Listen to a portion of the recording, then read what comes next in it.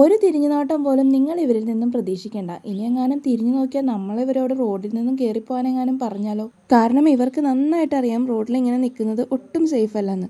പക്ഷേ ഇന്ന് എന്തായാലും നമ്മുടെ കൊമ്പന്മാർ ഇതേ റോഡിലൂടെ തന്നെയാണ് പോകുന്നത്. ഒരു സൈഡ് പോലും കൊടുക്കാൻ ആഗ്രഹിക്കുന്നില്ല. എന്തായാലും തിരക്കിട്ട് വരുന്നവരൊക്കെ ഒന്ന് വെയിറ്റ് ചെയ്യട്ടെ എന്ന് തന്നെയാണ് നമ്മുടെ കൊമ്പന്മാരുടെ തീരുമാനം. അങ്ങനെ റോഡിൽ നിന്നും മാറില്ലെന്ന് ഉറച്ച തീരുമാനം എടുത്ത് അവരങ്ങനെ മുന്നോട്ട് നീങ്ങുകയാണ്.